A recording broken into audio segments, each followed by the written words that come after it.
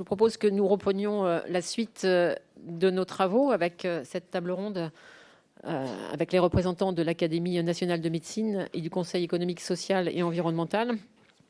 Je vous remercie à tous les quatre d'avoir accepté notre invitation sur un sujet si important, un sujet tellement important que l'Académie de médecine, à travers sa commission, son comité d'éthique, a rendu un avis en juin dernier. Et je remercie Monsieur Bringer, Madame Claudine Bergogneau-Espère de venir nous expliquer quel a été le travail de l'Académie de médecine et quel est le contenu de cet avis rendu par l'Académie en juin dernier. Et que vous, Monsieur Ritzenhaller et Madame Dominique Joseph, vous avez travaillé au sein du CESE sur un sujet, sur un avis qui s'appelle Fin de vie, faire évoluer la loi, point d'interrogation. Et vous allez peut-être nous répondre à ce point d'interrogation et les travaux qui ont été émis par le CESE. À la suite de vos propos liminaires, chaque institution aura entre 7 et 10 minutes pour nous exposer les travaux. Les rapporteurs qui le souhaitent pourront vous poser une question pour 3 minutes. Vous répondrez à ces questions et chaque député qui le souhaite pourra vous poser une question d'1 minute 30 maximum. Je propose que ce soit l'Académie de médecine qui démarre parce que c'est la première lettre de l'alphabet.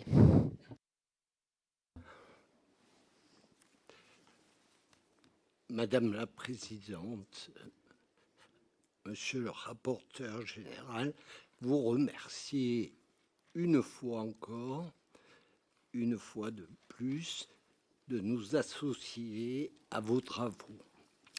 Le 27 juin 2023, ça a été une date historique pour l'Académie de médecine.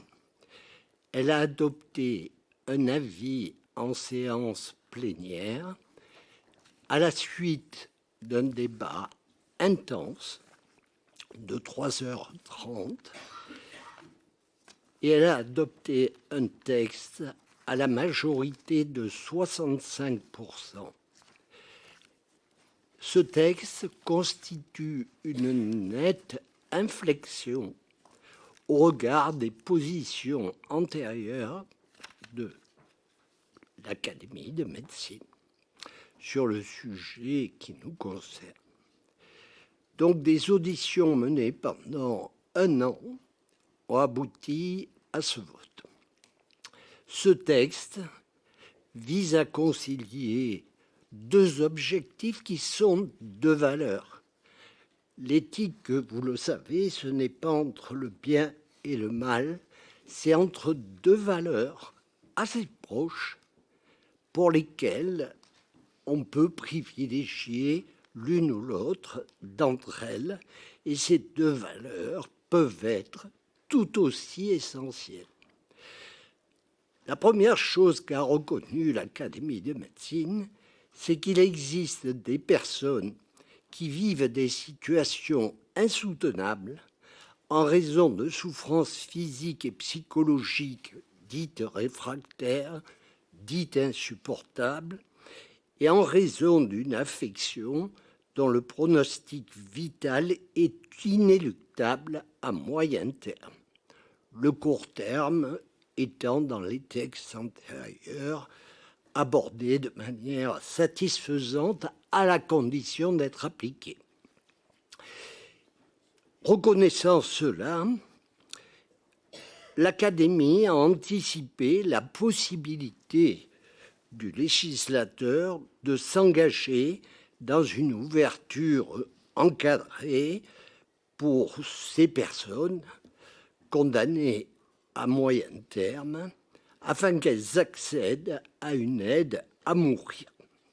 Et il nous est apparu, dans le cadre de notre avis, de décliner de manière très détaillée la protection des personnes qui ont une vulnérabilité très particulière et d'assurer cette vigilance extrême sur notamment les malades âgés, les malades handicapés, les personnes handicapées lourdes et sur le problème très délicat, non pas de la maladie psychiatrique, mais du syndrome dépressif apparaissant très souvent au cours d'une maladie incurable et qui n'est pas traité suffisamment dans notre pays comme dans d'autres. Des publications très précises en attestent. Donc c'est la protection de ces personnes vulnérables, parfois parce qu'elles n'ont pas toute l'assistance requise. L'Académie pense qu'on peut ne pas vouloir être spectateur de sa dégradation, mais on peut aussi ne pas vouloir recevoir le message que pour rester digne, on n'est plus autorisé à exister avec son handicap lourd, son grand âge pesant avec des comorbidités et pourtant vivant d'une vie que l'on accepte. Cela nous a été dit avec force par les associations représentant les personnes en situation de handicap et d'autres. L'Académie de médecine a toujours été très réservée et méfiante vis-à-vis des notions de mort digne et de mort indigne. Ce qui seul lui paraît indigne, c'est le fait de laisser une personne agoniser dans la solitude, et l'indignité réside aussi dans l'obstination déraisonnable, le déni de souffrance intenable ou même, bien sûr, l'insuffisance d'accompagnement. Ne pas oublier jamais que la situation de loin la plus commune, qui est rencontrée en fin de vie, alors que la maladie évolue avec son cortège de souffrances, c'est l'hésitation jusqu'à la fin. C'est la situation la plus commune, de loin. Et que respecter cette hésitation est important. Même si avoir une possibilité de contrôler sa fin de vie rassure et apaise face à une maladie que personne ne contrôle. Claudine Espert va rappeler très brièvement les points forts de conclusion des recommandations de l'Académie nationale de médecine. Nous répondrons bien sûr à vos questions. Nous avons quelques points très précis dans la rédaction de quelques articles de loi qui nous paraissent devoir être abordés avec le regard que nous pouvons avoir d'ouverture, mais aussi d'attention, notamment aux personnes les plus vulnérables et en premier lieu les patients atteints de troubles psychologiques. Merci, Claudine. Merci. Alors, effectivement, l'Académie de médecine a formulé des recommandations. Peut-être, je reprendrai avant tout le titre de l'avis de l'Académie, qui est très symbolique, « Répondre à la souffrance inhumaine et protéger les personnes les plus vulnérables ». Tout le travail que nous avons effectué. Alors, nous sommes partis d'un constat. La législation actuelle, pour le court terme, est très satisfaisante, mais il existe manifestement un décalage entre la loi et son application en raison de différentes raisons. Inégalité d'offres d'accès aux soins palliatifs, méconnaissance des dispositions en place tant des professionnels que du public, insuffisance de personnel et de structures d'accompagnement des fins de vie. Lorsque le pronostic vital est engagé à moyen terme, il nous a effectivement paru que viser à aider à mourir le moins mal possible, ceux pour lesquels le pronostic vital est là aussi engagé de manière inexorable, est une tâche difficile mais raisonnable. c'est reconnaître quelques situations exceptionnelles, inhumaines, à ce jour non couvertes par la loi. Alors, l'aide à mourir recouvre l'assistance au suicide et l'euthanasie, deux démarches que nous avons bien distinguées. En ce qui concerne de l'assistance au suicide, si elle était retenue par le législateur, nous avons, dans un premier temps, listé les risques liés à la nature de la demande. Est-ce un appel au secours pour moins souffrir? Est-ce une trop grande solitude? À l'état du patient, est-il vraiment lucide? Quelle capacité de discernement?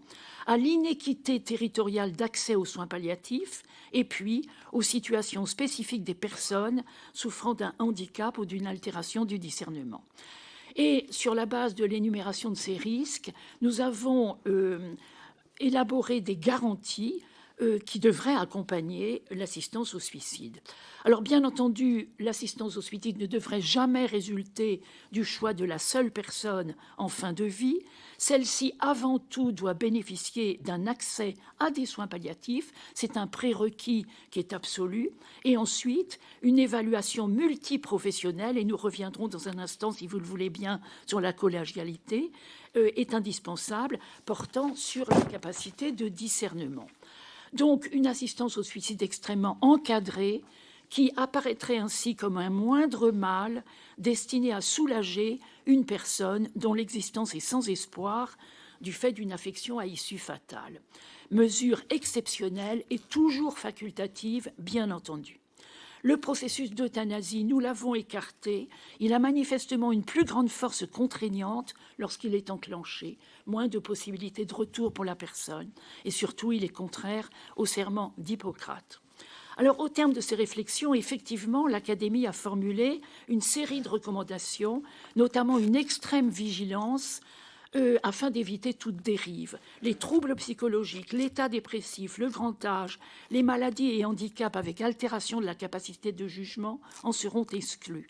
Une immense attention portera sur la situation des mineurs en fin de vie.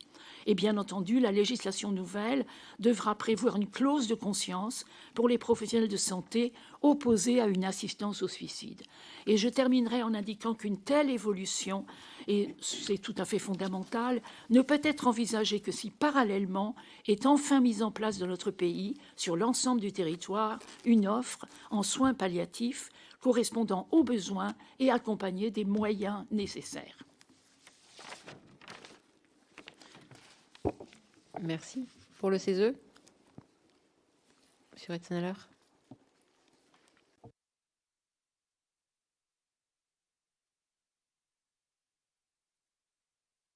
Voilà. Madame la présidente, monsieur le rapporteur général, mesdames, messieurs les députés, nous vous remercions de cette invitation à présenter l'avis du CESE. Je vais rapidement vous rappeler le cadre de production de cet avis avant de donner la parole à Dominique Joseph, la rapporteure. Donc, comme vous le savez, le CESE a été saisi par Madame la Première ministre en octobre 2022 pour répondre à la question: le cadre d'accompagnement de la fin de vie est-il adapté à toutes les situations rencontrées ou d'éventuels changements devraient-ils être introduits? Il a donc, le CESE a organisé, à la demande du président de la République et de la Première ministre, une convention citoyenne. Et conformément à la loi organique de janvier 2021, une commission temporaire a également préparé un avis sur le sujet, puisque la loi organique prévoit que les conventions citoyennes sont rattachées aux travaux du CESE. Donc, nous avons organisé dans le cadre d'une commission cet avis en lien étroit avec les travaux de la Convention citoyenne. Nous avons participé à un certain nombre d'auditions de cette convention. Nous avons également utilisé les travaux, les auditions, les réflexions qui ont été portées et les conclusions de la Convention citoyenne. Et donc, nous avons construit notre avis en utilisant les éléments de cette convention. Nous avons surtout souhaité, dans le cadre de cet avis, pouvoir exprimer le respect des convictions de chacune et de chacun, l'écoute, la gravité, l'accueil des différentes émotions. Et je peux vous dire que cette commission temporaire a été l'occasion d'une forme d'aventure humaine, dans la mesure où on s'est retrouvé donc pendant plusieurs mois à échanger autour de cette question avec nos histoires personnelles et avec la volonté de nous inscrire dans les orientations stratégiques du CESE que on va vous présenter maintenant. Donc, autour des principes de liberté, d'égal accès à l'accompagnement et de fraternité. Voilà, je donne la parole à ma collègue. Mesdames et messieurs, alors dans le cadre de ces travaux, nous avons émis un avis qui est à votre disposition, bien entendu, et je vais synthétiser les préconisations ou les axes de nos préconisations. Et en reprenant les mots d'attention particulière sur chaque mot étant pesé dans l'écrit de notre avis, avec des notions de respect. Et le fil rouge de nos travaux a été aussi l'attention particulière aux personnes vulnérables, quelles que soient les situations de vulnérabilité. Et nous n'avons pas abordé, faute de temps, et ce sera peut-être une prochaine étape, la question des mineurs. C'est-à-dire, voilà, je tenais à le préciser au préalable. Donc, dans nos travaux, ce que nous rappelons en premier, c'est le principe du droit effectif à l'accompagnement de la fin de vie dans une société solidaire, inclusive et émancipatrice. Le cadre dans lequel nos préconisations sont formulées est important, puisque ce n'était pas une réponse oui ou non à la question qui nous avait été posée par la Première ministre, mais de prendre en compte le contexte général. Mais nous proposons une modification de la loi de 2016 pour affirmer qu'en fin de vie, le droit à l'accompagnement est ouvert jusqu'à l'aide active à mourir. Donc, à la question qui nous était posée par la Première ministre, Madame Borne, à l'époque, eh bien, nous répondons à ce stade-là oui, avec cette modification. Alors, nous, on parlait de modification de la loi. Voilà, je vous laisse le soin d'actualiser, mais peut-être notre avis et ce que contient notre avis en fonction du projet de loi qui est aujourd'hui discuté.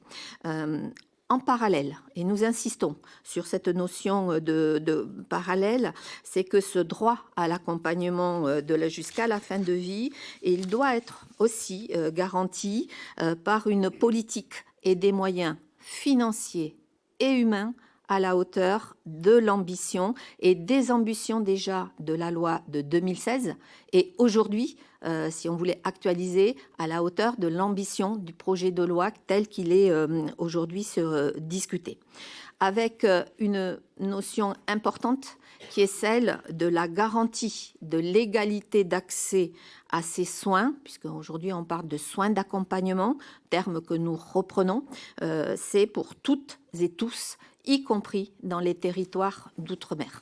Les auditions des associations des outre-mer, des territoires, nous ont particulièrement marqué sur la réalité et le gap qu'il y aurait à franchir dans ce domaine-là.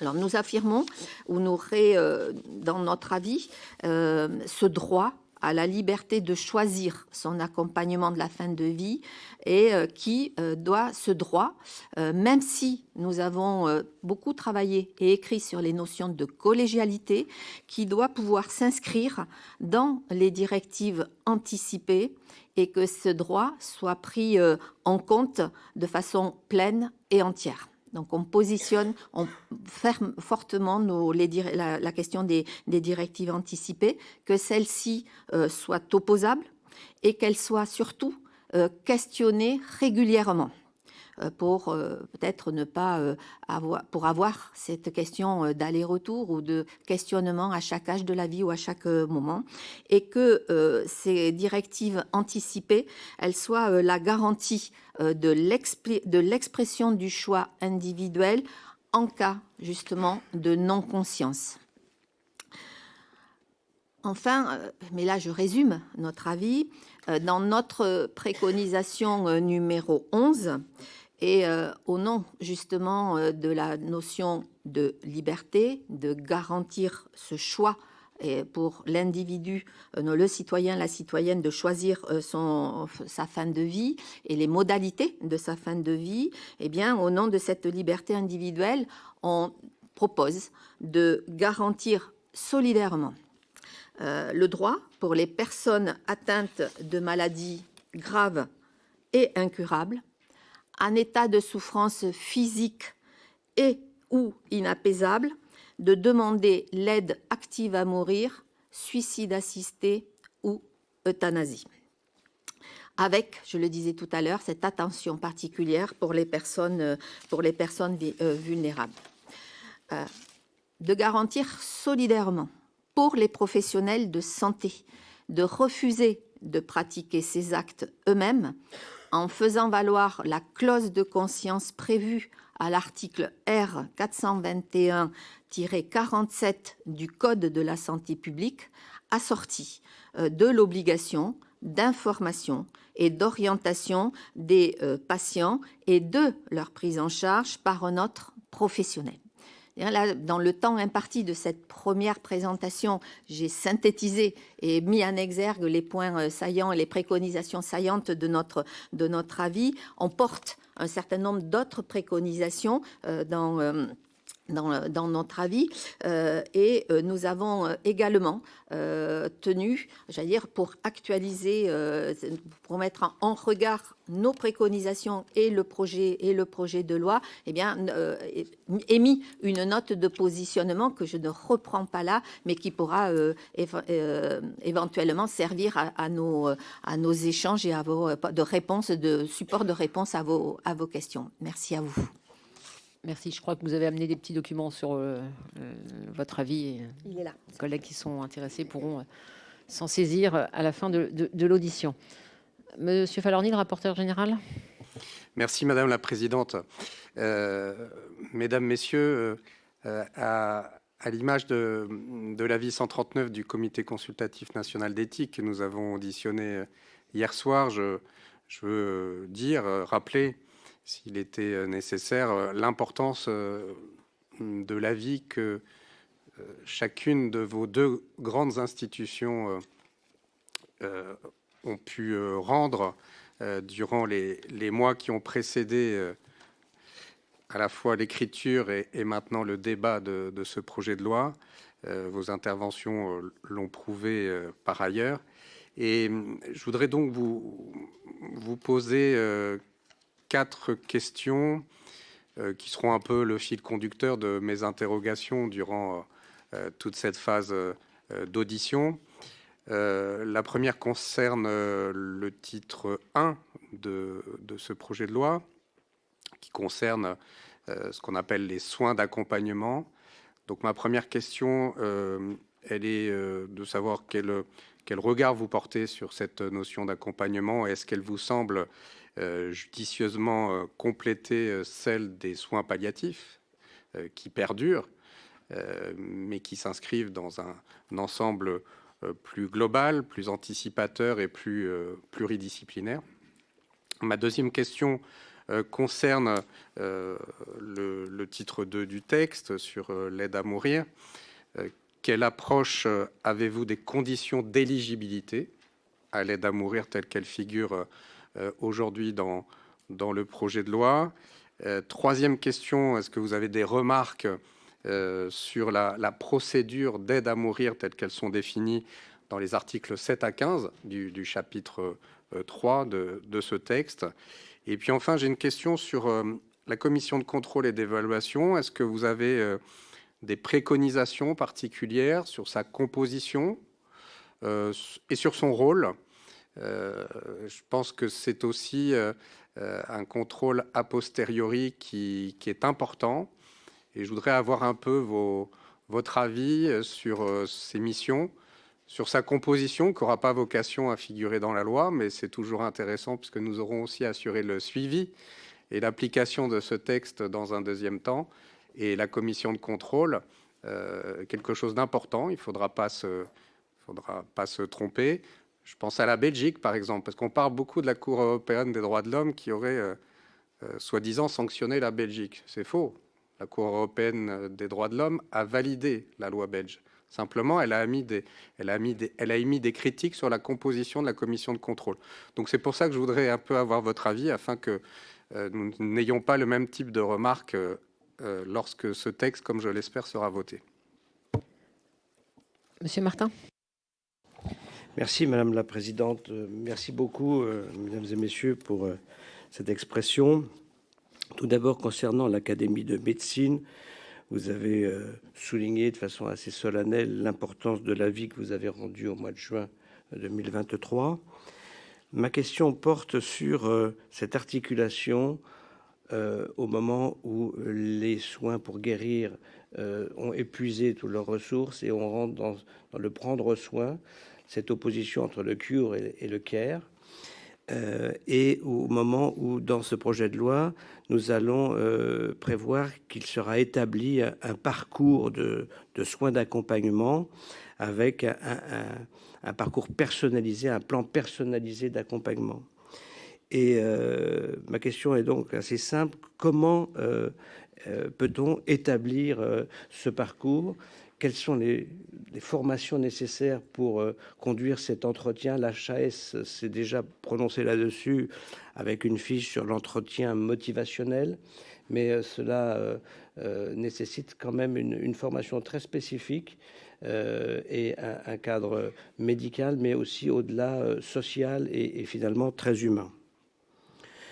Pour le CESE, je souhaiterais que vous développiez un petit peu les moyens financiers et humains de l'accompagnement que vous avez cité, Madame. Surtout quand on pense devant l'enjeu qui est le nôtre, ce mur démographique d'une population française vieillissante, d'une égalité territoriale. Vous avez parfaitement souligné la situation de l'outre-mer, qui nécessite des objectifs spécifiques, tels que le plan décennal, d'ailleurs, établi par le professeur Chauvin l'a établi. Quelle ampleur des dépenses prévisionnelles peut-on établir, et en face, quelles ressources la solidarité, quel type de solidarité peut être mise en œuvre pour répondre à cet enjeu considérable? Je vous remercie. Madame Maillard-Méhaignerie. Oui, merci Madame la Présidente. J'avais une question. Mes questions s'adresseront au professeur Jacques Bringer, puis à l'Académie de médecine en particulier, en me référant donc à l'avis et ce qui est écrit dans votre avis, l'avis de juin 2023, que j'ai trouvé extrêmement encourageant à poursuivre nos travaux législatifs. Et je pense la précision et l'humanité qui se dégagent de cet avis étaient très forts, toujours en ce qui me concerne en tout cas. Et je cite un des passages de cet avis qui m'amène à vous poser ces trois questions. Il est écrit: affirmer qu'il est inhumain lorsque le pronostic vital est engagé, non à court mais à moyen terme, de ne pas répondre à la désespérance de personnes qui demandent les moyens d'abréger les souffrances qu'elles subissent du fait d'une maladie grave et incurable. Donc ma première question, elle porte sur le terme. Pourquoi nécessairement indiquer un terme? Et si oui, quel sens donner à ce terme? Est-ce que c'est un sens donné à la réflexion ou à la nature de la maladie grave et incurable dont serait atteinte le patient? Deuxième question, elle concerne deux points qui se trouvent à l'article 5 du projet de loi. Il prévoit, cet article, que la personne qui fait la demande de s'administrer elle-même la substance létale, quand elle n'est pas en capacité de le faire, lorsqu'elle n'est pas en mesure physiquement de le faire, qu'est-ce que vous pensez de cette disposition qui peut rejoindre une différence entre l'euthanasie et le suicide assisté que vous évoquiez? Et enfin, quelles pourraient être les personnes, alors ça peut s'adresser bien sûr à l'Académie de médecine et au CESE, bien entendu, quelles pourraient être les personnes volontaires que la personne demandant l'aide active à mourir, bon, il pourrait s'agir d'un médecin ou d'un infirmier, ou, voilà, mais selon quelle modalité, d'après vous, et la personne volontaire, devrait-elle remplir certaines conditions selon vous? Je vous remercie. Madame Christol. Merci Madame la Présidente. Je vous remercie. Mes deux premières questions s'adressent à Monsieur le professeur Jacques Bringer. Vous avez précisé que vous souhaitiez avoir des critères très stricts au niveau des conditions d'accessibilité, donc des critères encadrés. Est-ce que vous souhaitez apporter une précision sur le terme de maladie en elle-même? Et la deuxième question sur la collégialité, à la fois la collégialité de la décision d'aide à mourir par rapport aux professionnels de santé et au sens large, je précise bien au sens large, et également par rapport aux personnes volontaires qui pourraient également les accompagner. Et troisième et quatrième question à Madame Expert, s'il vous plaît, revenir sur une phrase que vous avez dite. Vous avez précisé suicide assisté, mais pas euthanasie. J'aurais souhaité vous poser la question de savoir ce que vous pensez de la dose qui soulage, la dose qui tue, parce que l'index thérapeutique est souvent très proche. Et vous avez également parlé du serment d'Hippocrate. Nous avons eu également des avis du Conseil de l'ordre des médecins, à la fois dans le serment en lui-même, mais également le code déontologie. Et j'aurais aimé avoir plus de précisions sur ces deux points. Je vous remercie. Madame Fiat. Tout simplement, vous remercier pour vos travaux très complets. Mes collègues ayant posé les questions, je ne vais pas répéter les questions. Merci. Alors, des réponses, si elles peuvent être assez courtes, parce que nous avons de nombreuses questions, et j'aimerais bien que tous mes collègues puissent poser leurs questions après. Monsieur Barnier. Merci.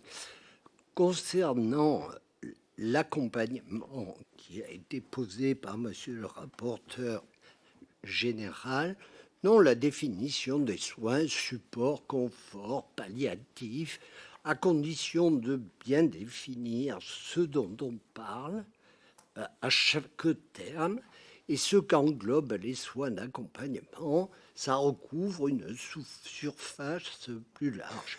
Chacun l'a compris, le point clé de ces soins d'accompagnement, c'est la capacité d'anticiper suffisamment et de ne pas les opposer aux soins curatifs, ce qui est trop souvent le cas encore. C'est-à-dire qu'on lâche un patient pour lequel les soins curatifs ne peuvent plus rien et on l'envoie vers les soins palliatifs. Ça, c'est fini. Soins d'accompagnement avec les soins palliatifs inclus doivent cohabiter et suffisamment à l'avance avec les soins curatifs. Car vous le savez, tous les patients considèrent à ce moment-là qu'on les largue et que d'un coup, on ne peut plus rien pour vous et vous allez avoir ces soins qui, on sait ce qu'ils valent. C'est pas du tout ça. Les soins palliatifs le défendront mieux que moi, mais je voulais rappeler ça. Dans l'accompagnement, un petit point. Les maisons d'accompagnement, dont je sais que l'idée a émergé à travers quelques réussites dans certains territoires et qui sont supportées, d'après ce que je comprends, par les soins palliatifs, tout dépend comment elles vont être déclinées. Ou bien c'est une strate de plus, avec, on imagine, les difficultés de positionnement de ces maisons. D'autre part, il y a le problème de mode de financement qui ne nous regarde pas, mais l'Académie souhaite attirer l'attention sur, premièrement, le risque de la financiarisation de ces maisons. Il faut les tenir à l'écart de toute financiarisation, car on voit aujourd'hui les dégâts que peuvent faire la financiarisation qui capte le patrimoine français de la santé, y compris toutes les données de la santé publique. Et le deuxième point, c'est que si ce sont des collectivités territoriales qui financent, il peut y avoir au sein du territoire national et à travers des engagements hétérogènes, des différences importantes d'apparition et de fonctionnement de ces maisons. C'est pour dire que ces maisons d'accompagnement, on peut en comprendre la finalité, mais les conditions de réussite probablement doivent être vues de très près. Je voudrais dire un mot sur l'éligibilité et la collégialité. C'est un point pour nous capital. Il y a 3 formes de collégialité. Il y a une collégialité que j'appellerais minimaliste, c'est-à-dire que on va faire appel, et je crois que la rédaction actuelle de la loi se situe dans ce cadre minimaliste. Le médecin est saisi, il décide, après avoir pris l'avis d'un autre médecin, et sur un dossier froid. C'est vraiment une collégialité très minimaliste, qui ne correspond pas à l'enjeu de la fin de vie. Il y a une collégialité maximaliste. C'est la rencontre des personnes impliquées dans la collégialité, le débat, le vote, la décision. On conçoit que ça peut être paralysant, trop long et posant des problèmes. Et d'ailleurs, c'est dit dans certaines remarques. Mais il y a quand même une collégialité qui fonctionne tous les jours dans les décisions, quand on fait de la chirurgie bariatrique, quand on fait du soin du cancer, les RCP, les réunions de concertation pluridisciplinaire, c'est une collégialité protectrice, efficace et qui n'est pas paralysante. C'est par exemple privilégier quand même la rencontre de ceux qui participent à la décision du collège, les échanges, même si, in fine, c'est un médecin qui prend la décision.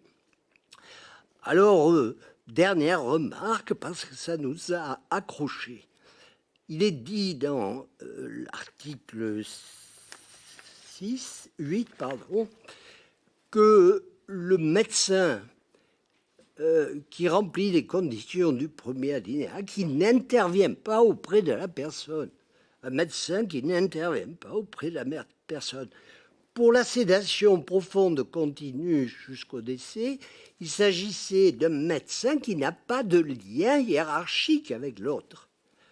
Et là, c'est un médecin qui n'intervient pas auprès de la personne. Il nous semble que c'est une exclusion qui pose un problème, parce qu'un médecin spécialiste, par exemple, qui connaît la personne, a un mot à dire qui est important. Par contre, qu'il n'y ait pas de lien hiérarchique et bien sûr pas de lien d'intérêt avec la personne et pas de lien hiérarchique avec le premier médecin, ça paraît important. Autrement dit, si on se passe de médecin qui connaît la personne ou qui va la connaître en la rencontrant, on se passe d'un avis important. L'écriture de ce texte nous paraît poser un problème parce qu'il est dit ce médecin a accès au dossier médical de la personne, il peut examiner la personne avant de rendre son avis. Pour nous, c'est l'inverse. Ce médecin rencontre, écoute et examine la personne, à moins qu'il ne juge que l'évaluation du dossier médical suffise à son avis. On prend la décision sur une vie de la personne, sur un pur dossier. Pour un médecin, c'est un très gros problème. Et donc, privilégier qu'il écoute, il examine, il rencontre, mais que si sur dossier c'est clair, il peut donner son avis, c'est pas tout à fait pareil. c'est peut-être la remarque la plus essentielle sur la collégialité que l'on pouvait faire. Le CESE.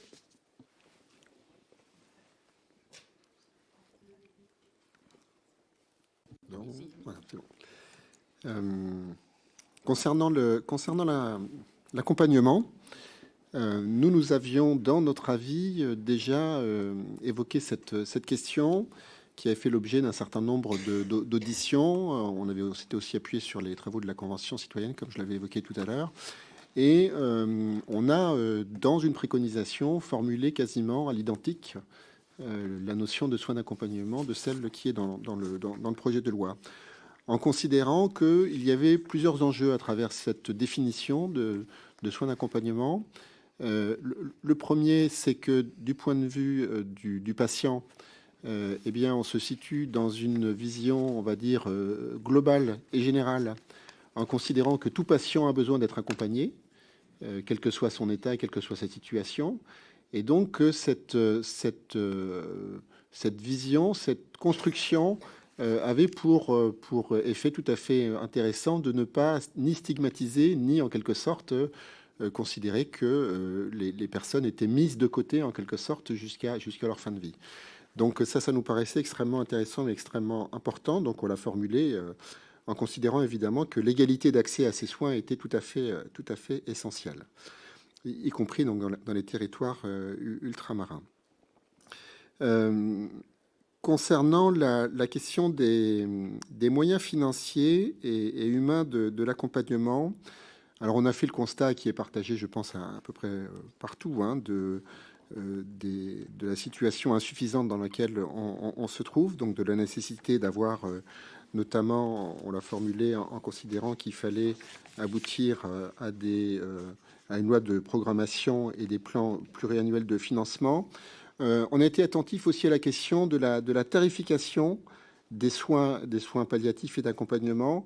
Vous savez qu'actuellement, par exemple, hein, un lit occupé par un patient pendant 40 jours, avec un taux d'occupation de 100%, rapporte, entre guillemets, bien sûr, 2 fois moins qu'un lit occupé par 5 patients pendant 4 jours, chacun, avec un taux d'occupation de 50%.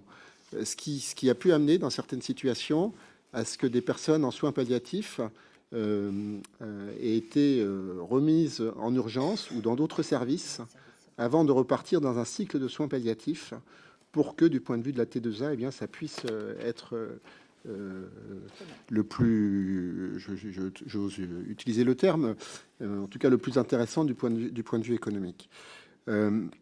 L'autre élément concernant les soins d'accompagnement qui nous a paru extrêmement important, c'est d'associer à l'accompagnement les acteurs, donc partenaires, donc les accompagnants, les associations qui sont extrêmement précieux dans le parcours de soins et qui accompagnent les personnes.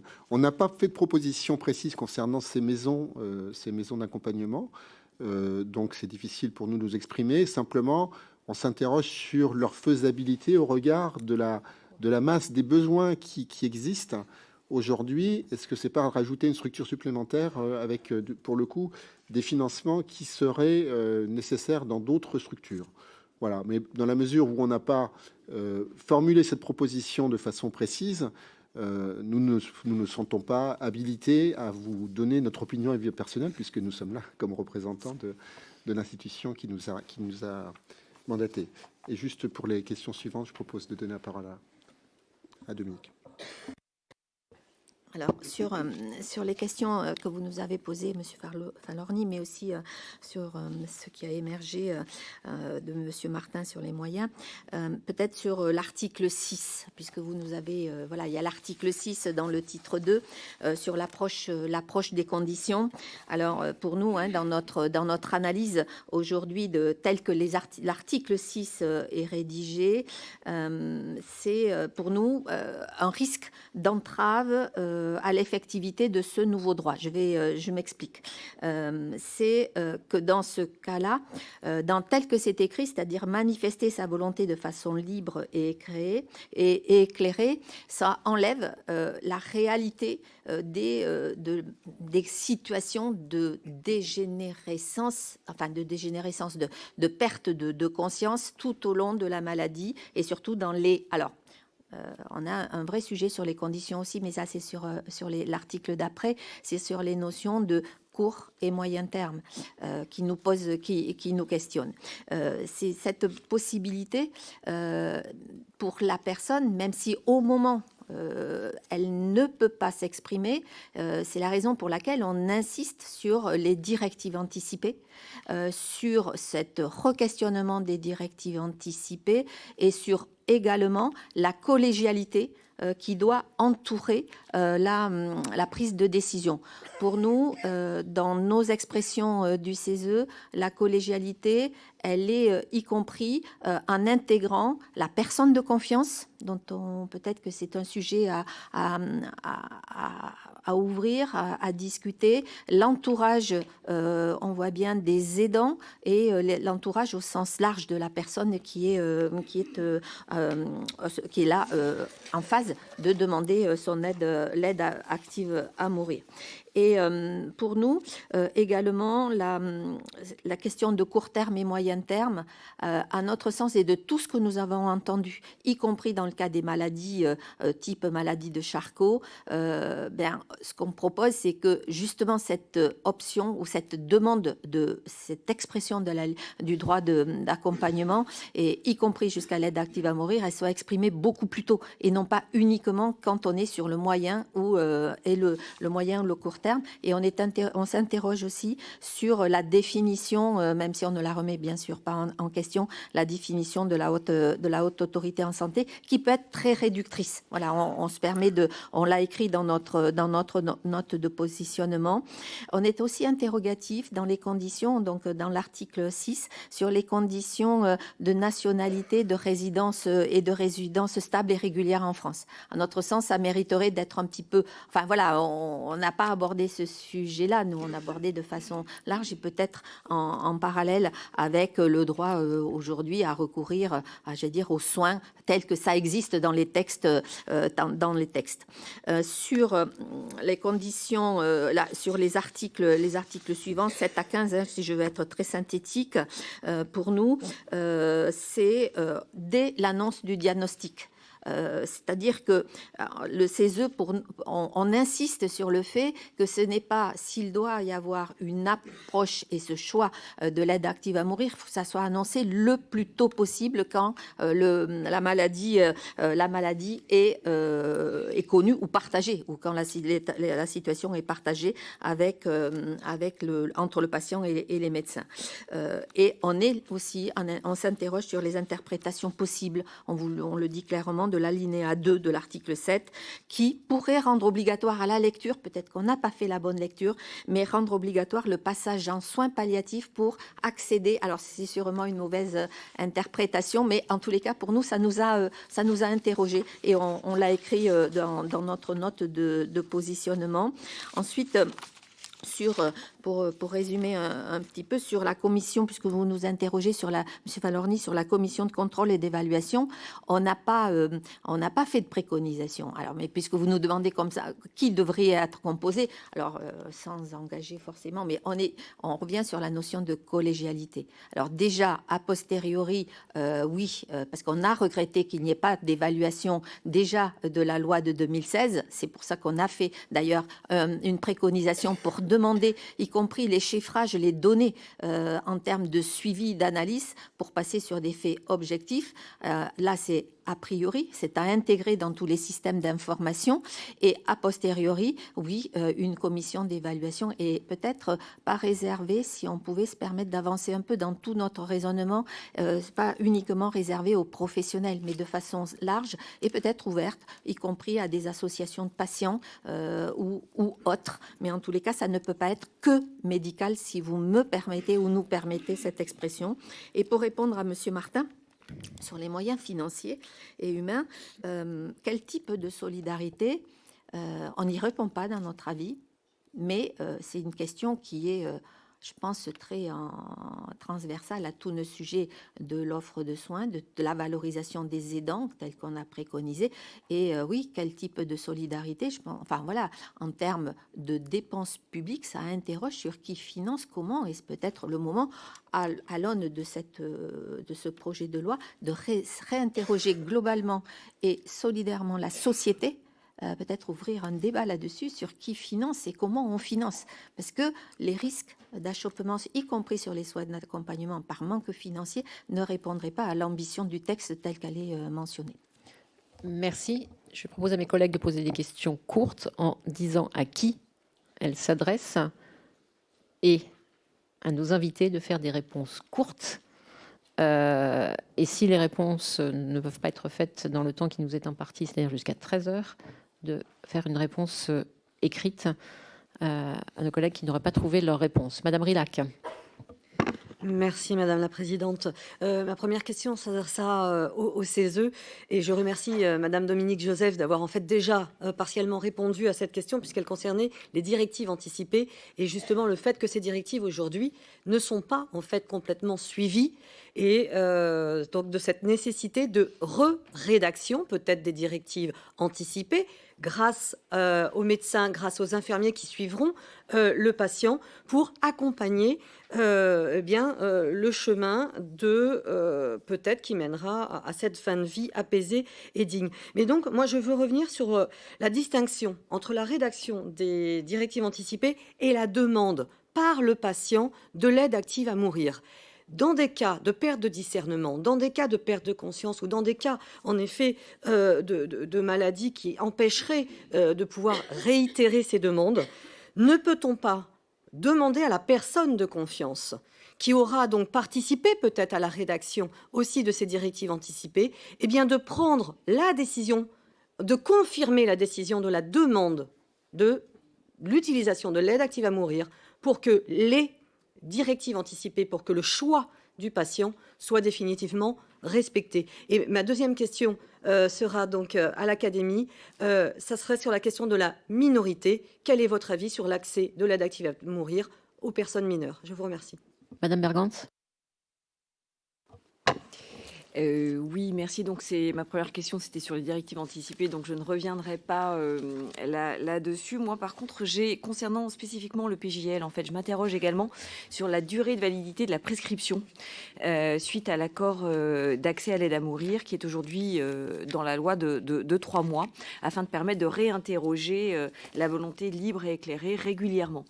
Mais parallèlement, dans nos auditions, nous entendons que le moyen terme ne doit pas être trop précisé, car très fluctuant selon les situations. Donc je me demande si cette durée de validité, que je considère courte en réalité, est adéquate, considérant également que parfois le simple fait pour un patient de savoir qu'il peut avoir accès à l'aide à mourir rassure et apaise, vous l'avez dit professeur, mais qu'il ne mettra pas forcément d'ailleurs en marche la procédure. Voilà, j'aimerais vous entendre sur ce point de prescription à 3 mois. Madame de Gorsuch. Oui, merci Madame la Présidente. Ma question s'adresse donc au professeur Bringer et Madame la vice-présidente du comité d'éthique. Le projet de loi ouvre la voie à l'exercice de l'euthanasie sans condition par un tiers. Que pensez-vous sur le plan éthique de cette disposition unique au monde, avec toutes ses implications sur la vie des familles, la vie en société et le risque de multiplication des abus de faiblesse ? Et d'autre part, dans certains États américains tels que le Colorado et l'Oregon, la prescription médicale pour le suicide assisté se fait sur une base médicale volontaire. Cette solution est plus simple que la mise en place d'une clause de conscience. Quelle est votre opinion sur ce sujet? Merci. Monsieur Pilato. Merci Madame la Présidente.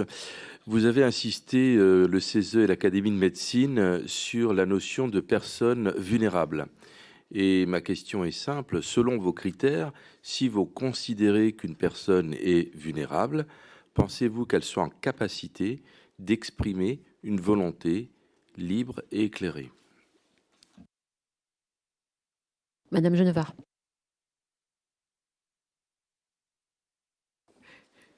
Merci Madame la Présidente.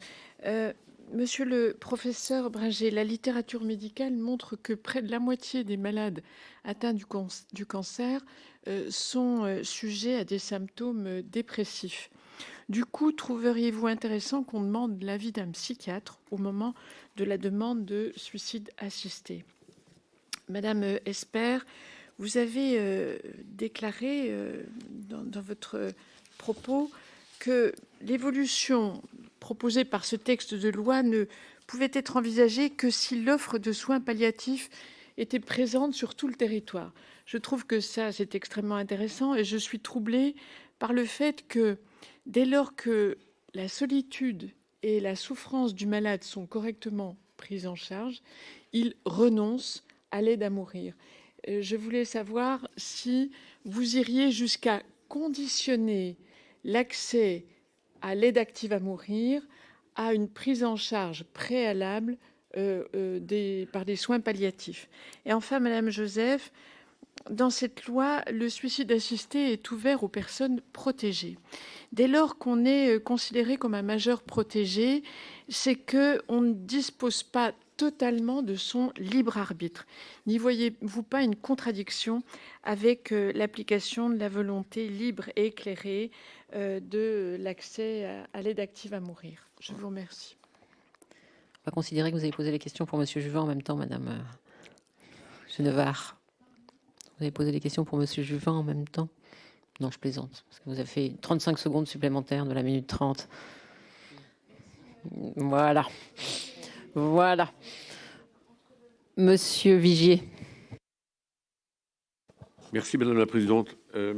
Simplement vous entendre sur les maisons d'accompagnement, dont on voit bien que c'est une création tout à fait nouvelle et qui exige justement d'être au rendez-vous parce que, aussi bien pour les soins palliatifs que pour l'aide active à mourir, tout résidera dans l'accompagnement.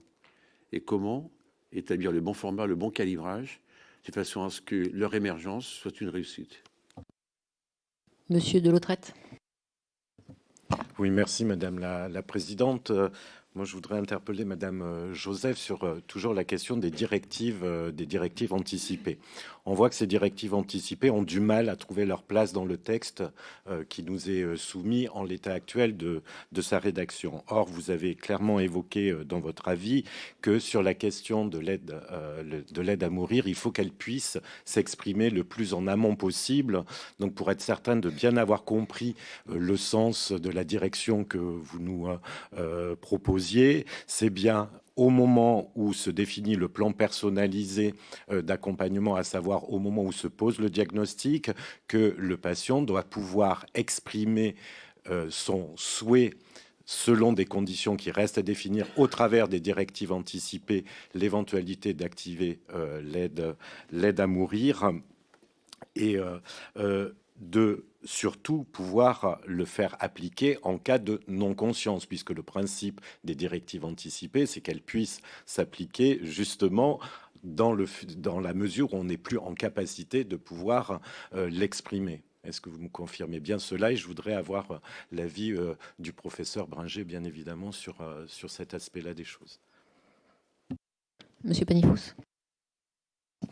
Merci Madame la Présidente. Une question au professeur Bringer. Les articles 9 et les articles 11 dans le cadre de la procédure prévue dans ce projet de loi évoquent pour l'accompagnement sur la phase finale de la procédure la présence du médecin ou de l'infirmier. Et j'aurais voulu avoir votre point de vue, votre éclairage sur cette situation qui serait la présence uniquement d'un infirmier dans cet accompagnement final. Monsieur Ménager. Merci Madame la Présidente. Alors ma première question sera pour l'Académie nationale de médecine. Depuis le début de nos auditions, même hier, on voit la contradiction avec le serment d'Hippocrate, vous l'avez évoqué. Je le reprenais, notamment ce passage: je ferai tout pour soulager les souffrants, je ne prolongerai pas abusivement les agonies, je ne provoquerai jamais la mort délibérément. On est clairement conforme à la loi Claes-Leonetti, mais pas à ce projet de loi. Donc il y a un changement profond de la profession de médecine. C'est une question que j'ai posée ce matin. Je m'interrogeais sur la nécessité de créer une nouvelle profession qui ne serait pas celle de médecin, pas pour la décision, mais pour l'administration pure de la substance létale. Est-ce que vous pensez que ça pourrait être une piste de réflexion? Et ma deuxième question est au CESE. Vous avez dans votre avis parlé de souffrance physique ou psychique insupportable. Nous, dans le texte, on parle de souffrance psychologique. Est-ce qu'il y a une différence sémantique réelle, concrète? Est-ce que le terme qui est repris dans ce projet de loi est le bon selon vous? Est-ce qu'on devrait se rattacher à ce terme de souffrance psychique que vous avez repris dans votre avis? Je vous remercie. Madame Dubreuil-Chirat. Merci Madame la Présidente, merci pour vos propos. Est-ce que vous avez pu, dans vos réunions, aller jusqu'à savoir si prendre soin d'une personne peut aller jusqu'à l'accompagner dans la mort en respectant les critères posés? Deuxième question, sur la décision collégiale, vous avez dit tout à l'heure qu'elle était minimaliste et pas instituée. Pour avoir travaillé dans le secteur de réanimation, c'est quelque chose qui se fait, mais qui est quand même organisé avec un nombre de personnes, et pas forcément un vote, mais au moins une majorité. Et la troisième chose, c'est, je reviendrai sur la directive anticipée, effectivement, l'écriture est une chose, mais la réitération, avec le risque de le faire à un moment, de ne plus pouvoir le faire, plus exactement, suite à des troubles cognitifs ou à une altération du discernement, pose une difficulté pour répondre à la demande des patients. Monsieur Legendre. Merci Madame la Présidente. Professeur Bringer, est-ce que si d'aventure, ce qui n'est évidemment le scénario que personne ne souhaite, nous n'étions pas capables de développer à l'ambition que nous avons les soins palliatifs, l'Académie de médecine aurait eu la même position sur l'aide active à mourir? Je vous remercie. Monsieur Benz.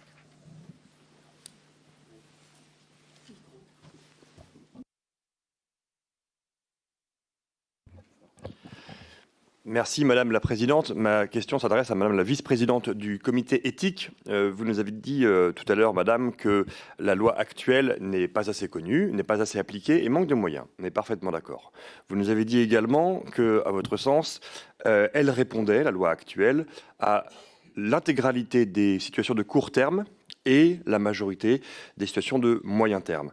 Donc, si je résume, ça veut donc dire que la loi actuelle, la loi de 2016, répond à l'écrasante majorité des cas de court terme et de moyen terme, alors même qu'elle n'est pas suffisamment connue, pas suffisamment appliquée et qu'elle manque de moyens. Et la question que je vous pose est très simple.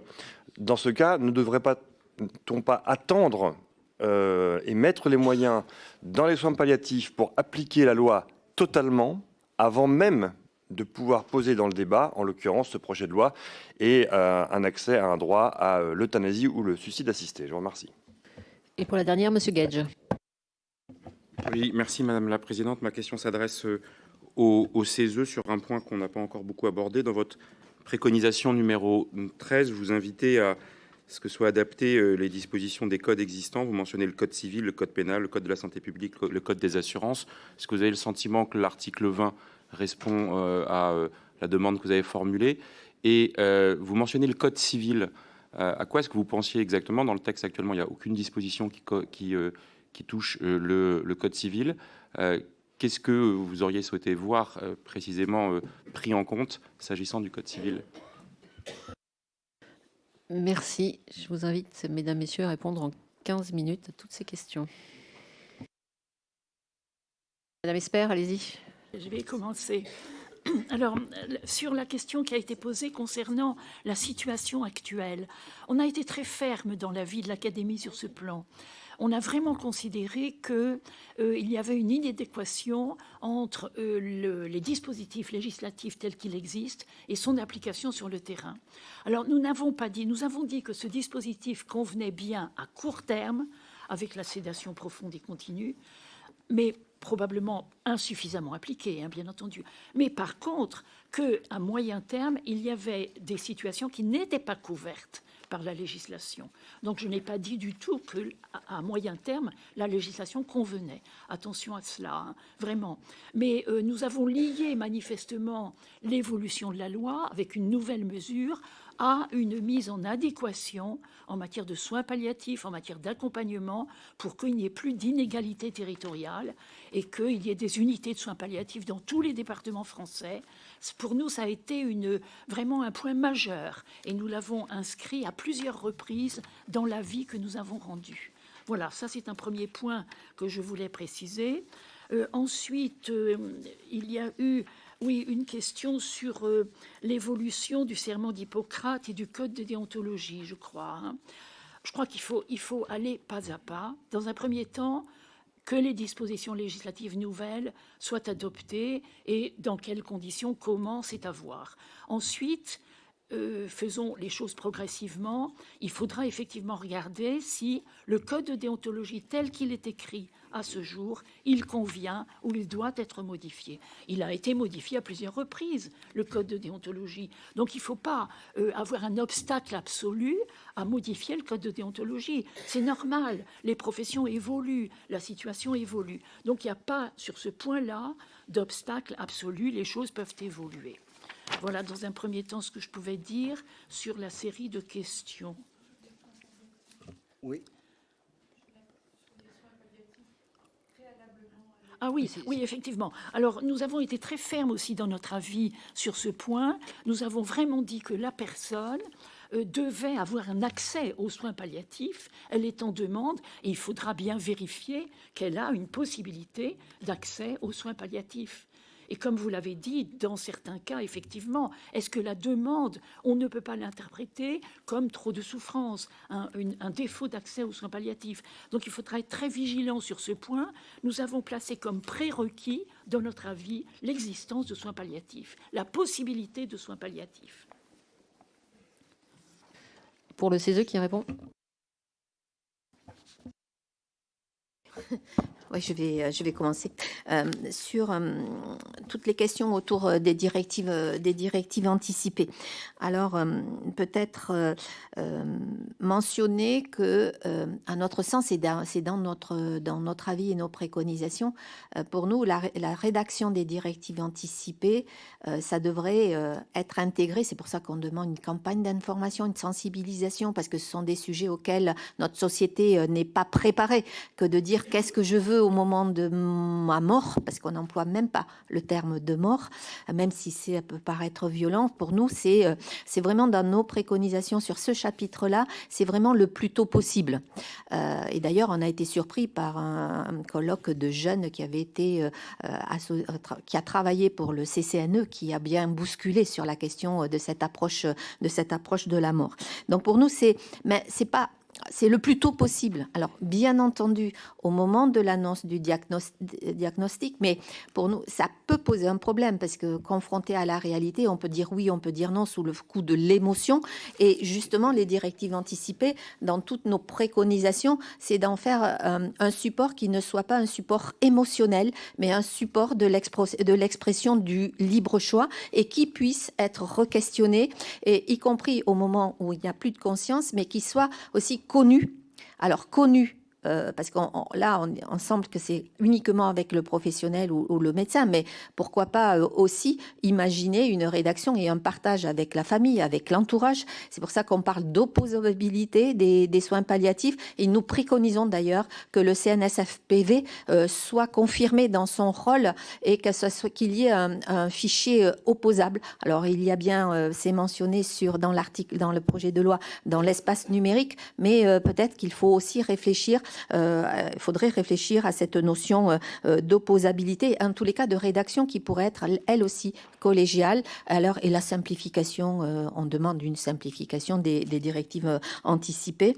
Et sur la personne de confiance, effectivement, on la replace dans le processus qui peut être celle qui rappelle qu'il y a des directives anticipées, ou du moins qui exprime la volonté de la personne, et toujours avec cette notion de respect du choix, même si ça peut être douloureux, y compris pour l'entourage. Et voilà, sur ces directives anticipées, pour nous là, vraiment, on insiste beaucoup, on fait référence à nos préconisations. Sur la question, Madame Bergantz, alors, est-ce qu'il y a adéquation entre les 3 mois prévus et le moyen terme?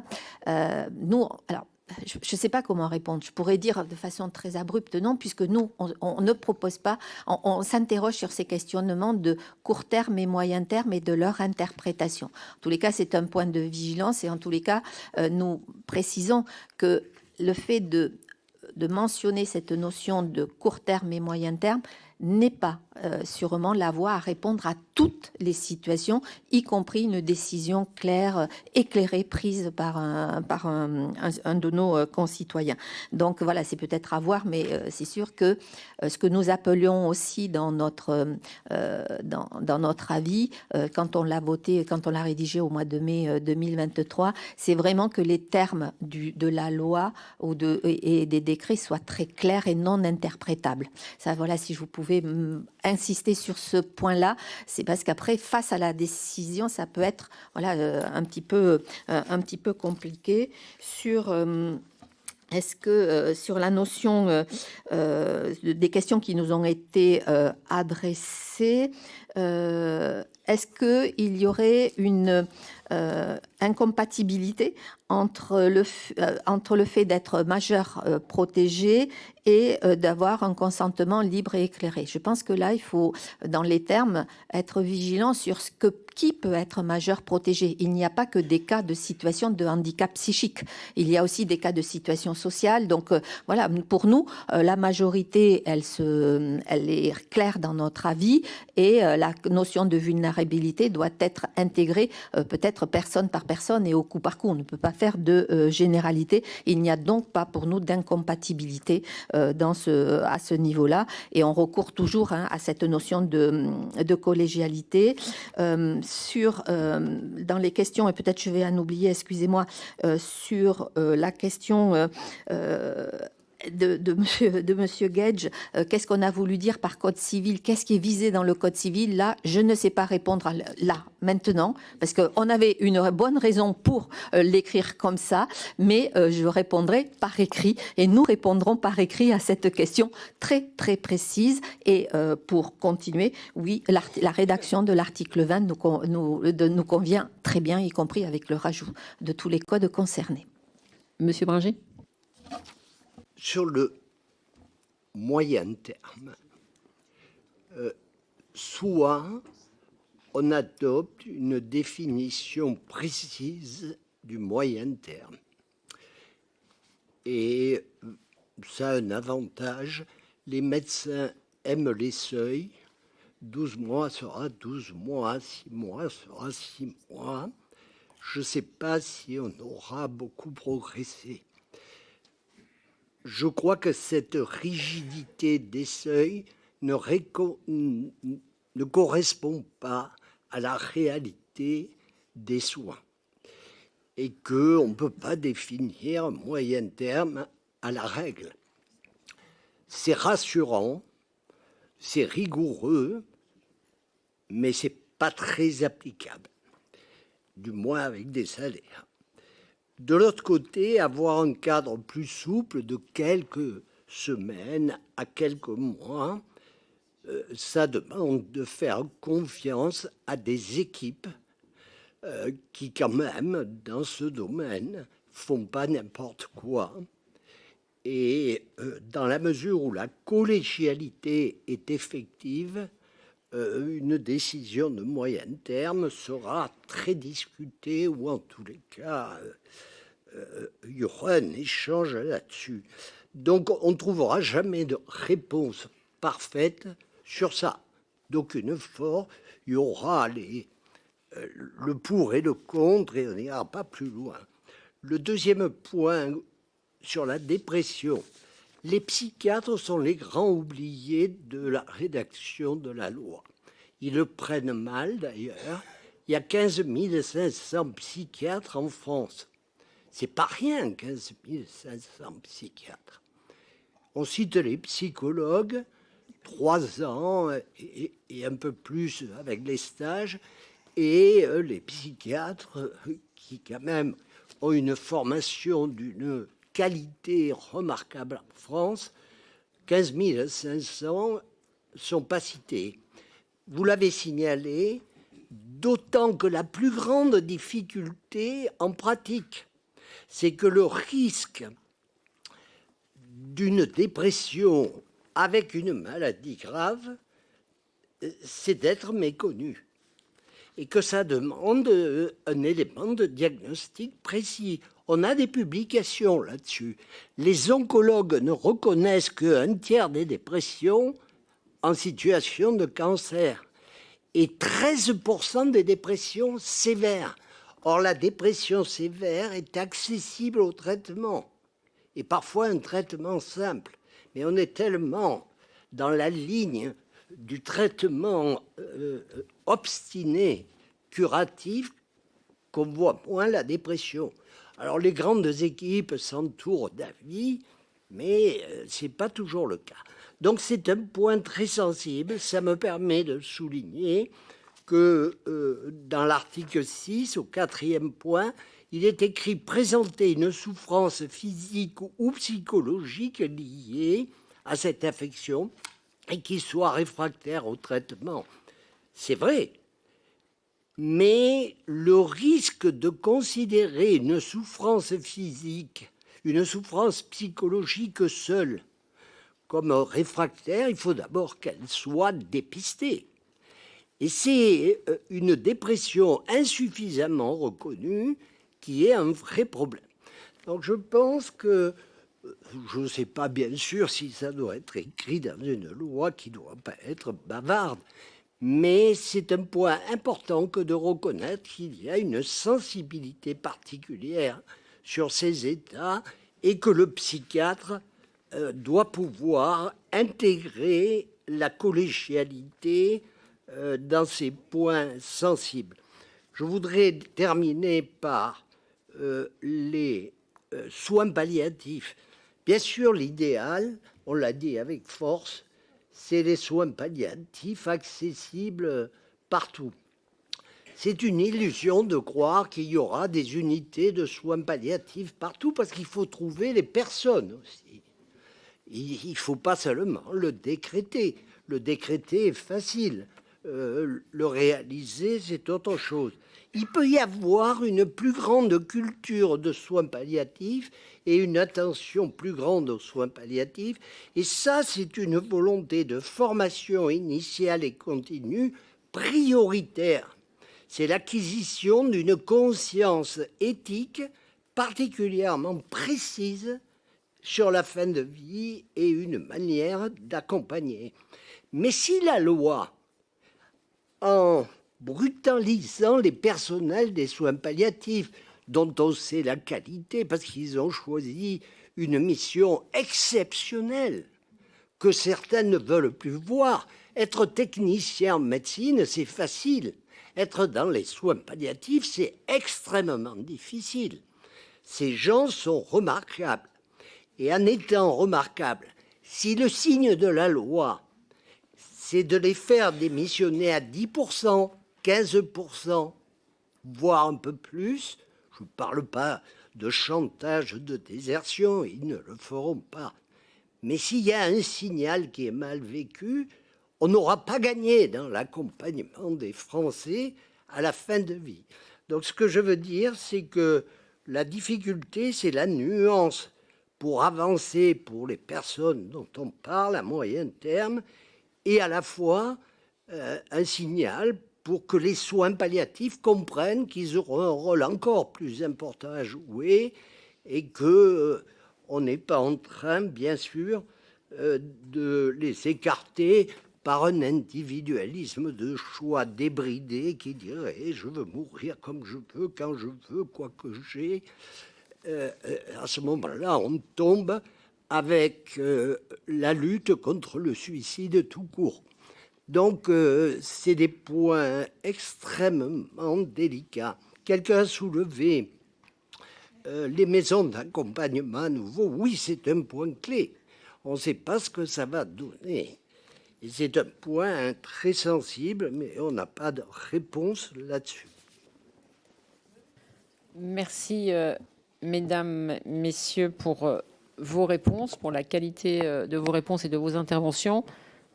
Je me permets de dire que pour ceux qui souhaitent, le CESE a amené des petits livrets sur le rendu de leurs travaux et qu'ils sont bien sûr disponibles pour vous. Chers collègues, c'est le temps de la pause du déjeuner. On se retrouve à 14h30 pour la suite de nos travaux. Bon appétit à tous.